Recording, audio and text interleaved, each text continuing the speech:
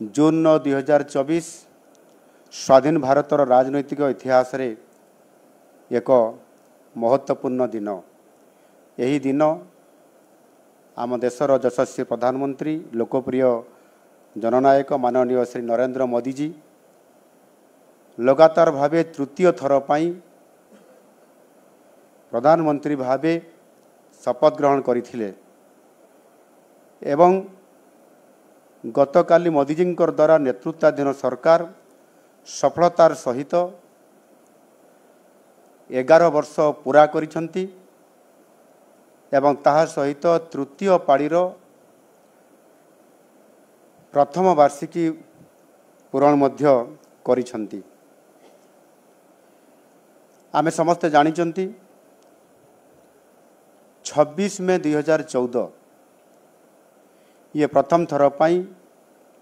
शपथ नहीं मोदी सरकार सफलता निश्चित भाव रे एक स्वर्णाक्षर रे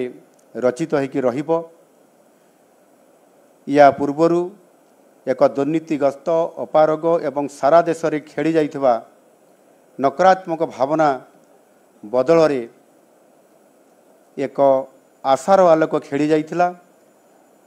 लोकंकर आशा भरोसा को मोदी सरकार अतुट रखिबारे समर्थ होइथिला। लोकंकर आशाकांक्षा को पूरण करिबारे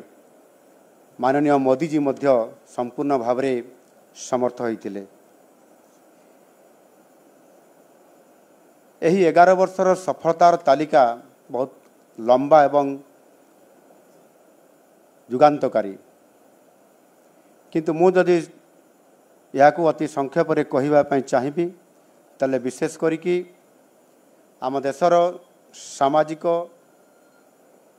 राजनैतिक एवं अर्थनैतिक अवस्था अद्भुतपूर्व भाव परिवर्तन आसीथिला।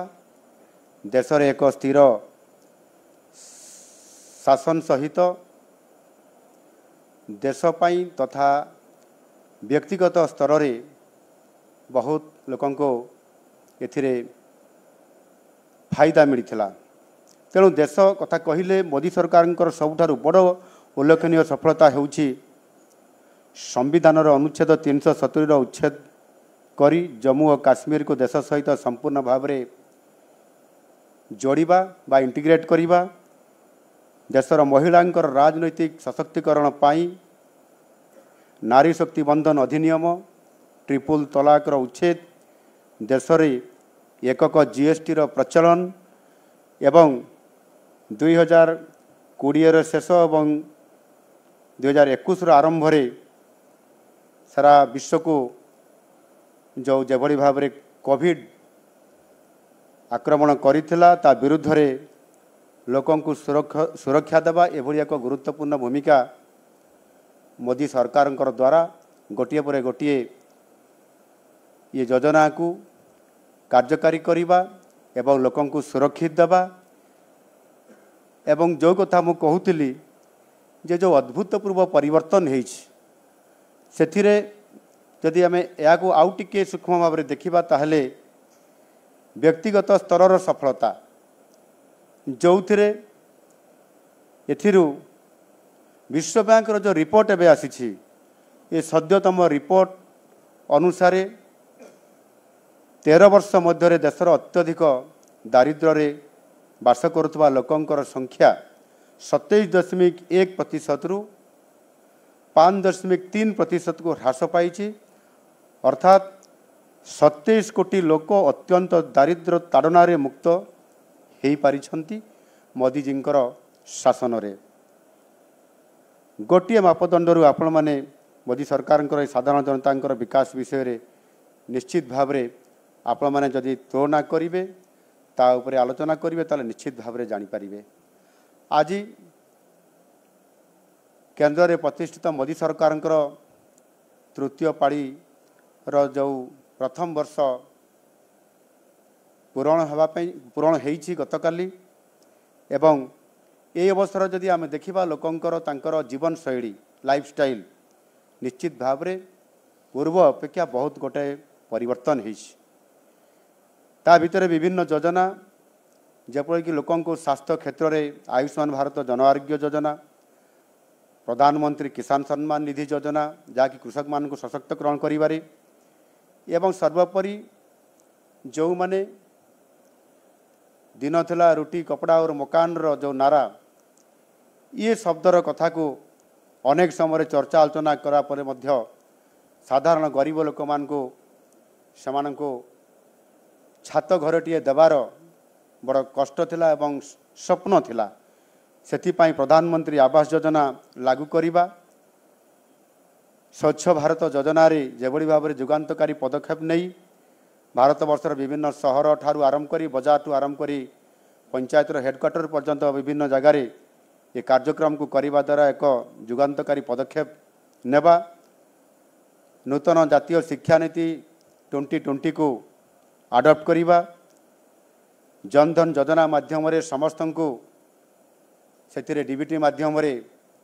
लोकंकर विभिन्न योजना को तांकर अकाउंट्स को पठेबारे एक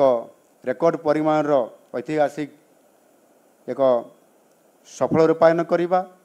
बेटी बचाओ बेटी पढ़ाओ ये कार्यक्रम माध्यम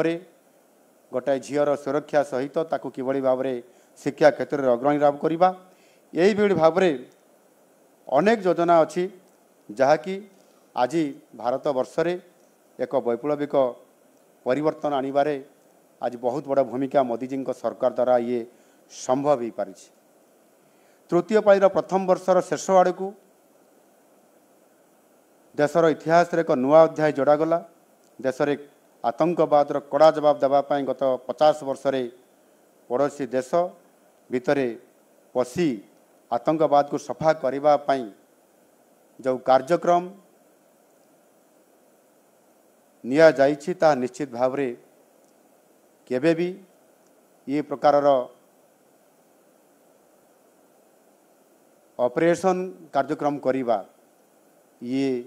सर्जिकल स्ट्राइक कथा कहतु बा एयर स्ट्राइक कथा कहतु बा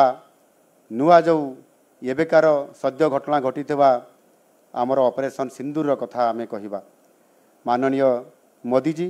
जेभली भाव में निर्णय नहीं थिले एवं भारत वर्षर प्रत्येक नागरिक जो आशा करुले बास बहुत हो गला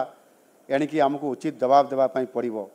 एवं से ही भाषा रे मध्य मोदीजी ऑपरेशन सिंधु ना जो भली भाव में आतंकवाद विरुद्ध रे लड़ाई कले केवल भारत वर्ष रे नुहे सारा विश्व रे समस्त को आगरे से रहिले आतंकवाद विरुद्ध रे लड़ाई करिवार भूमिका रे